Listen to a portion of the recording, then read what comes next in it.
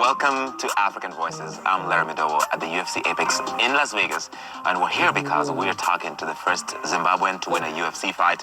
He has come a long way from growing up in poverty to here, and where he's turned every setback into fuel for his dreams. I'm very excited to speak to Themba Gorimbo. Thank you so much, man. Thank you, Larry. What an introduction, but thank you so much, brother. I understated it because your accomplishments are so much greater than that. My story is just the average story of any African child, you know. I just so happen to be one of the few that get an opportunity to be on a limelight to tell their story. When I lost my last fight, online, the most people that were crucifying me were Zimbabweans. Your own people were the harshest. And my cousins and my family members were celebrating, celebrating my loss. So that changes a man. Especially on the lowest times of your career, like that was low. Yeah. You know? And when you lose like that and then you have that, it can only change you for the better. I used to think Zimbabweans love me. Now you don't think that? No. It's a sad reality. Because you want to lift the flag so high for the country. Do you ever look back and feel like you now hold the dreams of Zimbabwe, the dreams of many other African kids? I don't belong to a certain country because I want to be free. When I'm free, I'm happy. And when I'm happy, I'm dangerous. And that's what's important to me. I hope people and kids and everyone around the world can take inspiration from myself. But it's not something that I live for. I just share my story in my honest way, as it is. I'm not a good person. I'm not a bad person. I'm Themba. Some Zimbabweans will be pissed when you say you don't belong to Zimbabwe because they own you and you represent so much for so many people who have dreams and who are inspired by you. Nobody in Zimbabwe supported me, including my own family. Didn't support me. I had this dream by myself. I went after this by myself. People laughed at me when I was doing this. They say, which means like you're doing something that, leads you to poverty. You know you're from Africa. When you do something out of the norm, you know how it is. People call it's education, or you work and you provide. Of course, I have friends from Zimbabwe, and I love them. My friends, I love them. We talk, and those people support me, my friends. But when you say Zimbabwe, then you're meaning the whole country now. Even if I could, I would change my surname. Why? I can just be called Themba, that's it.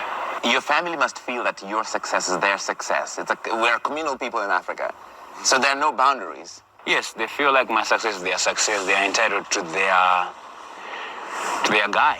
Then they feel like, okay, yeah, nothing they do, first we do a winner. So like, it's now our time, our boy is now, signing. The entitlement, that's the word, entitlement. Yeah, my family feels entitled. Family feel like that because that's how our mindsets in Africa are like. Because also we are blackmailed that we cannot say no. No, we can't. The black tax, the black tax that we have to... Black tax is real in Africa, and we cannot say no. We cannot say no to somebody asking for money. Yeah. We cannot say no to anything. I love my family from far. I don't talk to any of my family members anymore. None. I don't. Not one of them? No. I have cut all my family members off my phone. Nobody. I blocked. I love my family from far. Because if I keep talking to my family members, I will not achieve my goal. If I die, I don't need to be buried in my village. That's where it is. I don't want to be buried in my village. If I die, burn my body, go throw my dust in Kruger National Park. That's my wish. That is significant for an African. That's significant for an African because I saw your eyes. But that's where it is, because most of them, they blackmail with this. In Africa, they blackmail. Oh, you will see, if you die, you're going to see, you're going to come back. You'll be buried right here. Yes. We need to bury you here. I have told my cousins, I've told everybody, if I die, burn my ashes and throw them in Kruger National Park because that's my favorite place. This is really tough. How did you come to terms with and reconcile, like, this is where you are? And I speak to God. I pray every time. I don't go to church. I've never been to church, but I pray to God every time.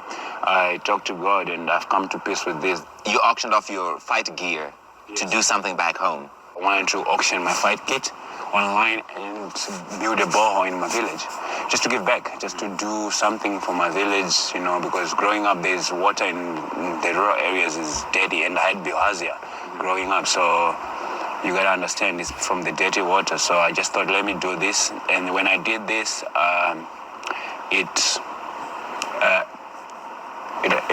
paid off. So far, I've built like 4 or 5 boreholes in my village, even in high school.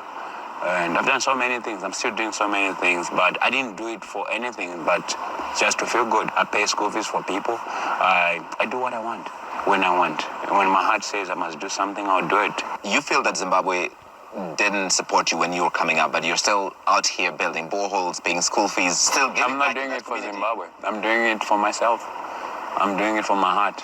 I'm doing it for me when I go to heaven. I hope so.